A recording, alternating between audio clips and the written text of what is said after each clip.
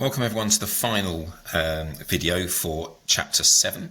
So this is part 2 of exercise 7D, where we focus purely on a very common exam style question involving ladders. So here we have a ladder AB that's at rest against a vertical wall. Here we have that the mass of the ladder is M and the length is 3A. So one end A is resting on rough horizontal ground, and the other end B rests against a smooth vertical wall. So we are told it's inclined at an angle of 60 degrees. If it's a smooth vertical wall, then there's no friction here. So we are just going to have a force at right angle. So we'll call that N, caused by the normal reaction. So at the point of touching, we have a reaction force provided by the wall on the ladder. And it's on rough horizontal ground. So again, we have our reaction force R, and the friction force, the only way that can slide down is in that direction. So the friction force again is going to oppose motion. And if we read on, we are told that the ladder is resting in limiting equilibrium. So again, we can write that straight away as the maximum friction force because it's in limiting equilibrium. So it's about to slide. Now we're told a little bit more information. A load of 2M is fixed on the ladder at point C, where AC equals A. So we'll just mark that as point C. So we have a mass there of 2M, just reading that again to make sure I've got that correct. And don't be confused, there's no reaction force here because it's not resting on a peg or anything like that. So it's just providing a weight of 2 mg. Now I'm told that that distance was A. We're also told it's modelled as a uniform rod. So the weight of the mass of the ladder, which is just M, is going to act in the centre. So we have a weight there of mg. So if we write that as A over 2, because the whole length of the ladder is 3A, so that's obviously at the midpoint, leaving us with 3A over 2 from the midpoint along to point B, the end of the ladder. So we have all of our forces acting on this system now. So 2 by the weight of the mass, the weight of the ladder, I should say. And then we have the weight of the additional mass that's applied at point C. We have our normal reaction at B. It's a smooth wall, so there's no friction. And we have our two forces, the reaction force and our friction force at the point A.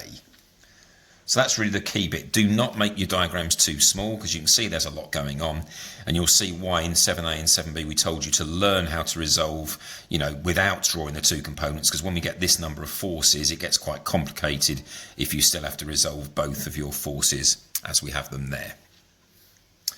So the first task is to find the coefficient of friction between the ladder and the ground.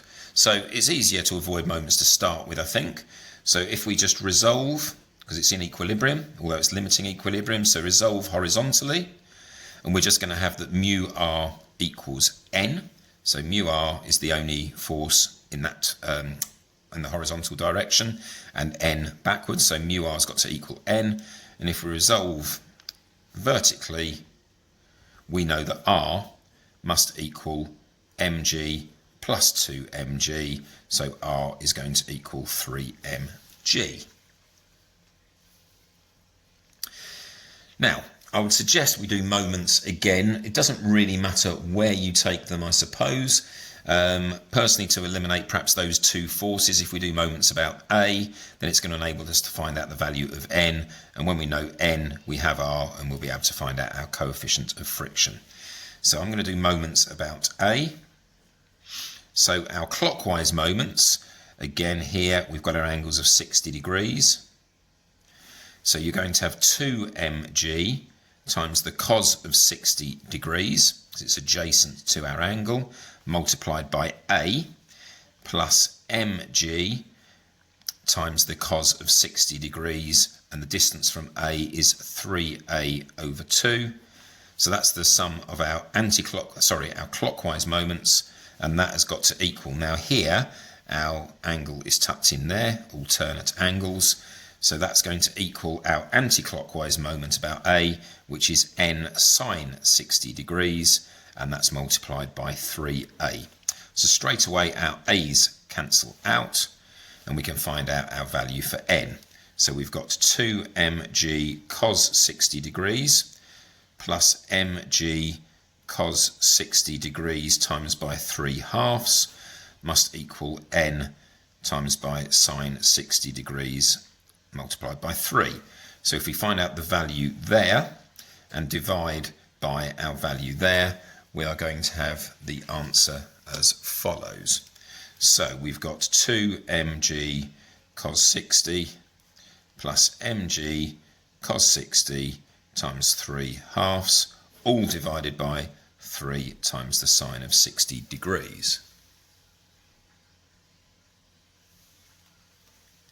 So we just grab our calculators quickly. So 2 times by the cos of 60 plus 1.5 times the cos of 60, and all of that divided by 3 times the sine of 60 degrees, and we have an answer of 7 root 3 over 18 mg. So now we've found out the value for n. We also know that r is 3 mg, so mu from our equation here is going to equal n divided by r. So we have 7 root 3 over 18 mg divided by 3 mg. Our mg's cancel each other out. So we have 7 root 3 over 18 divided by 3, and we have an answer of 7 root 3 over 54, which to two significant figures there. Whoops, we've divided by 3, so if I multiply by 3 again, an answer of 0.22 to two significant figures.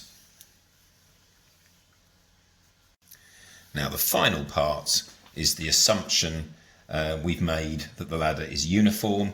Well, quite simply, for part B, it is that the weight acts at its midpoint.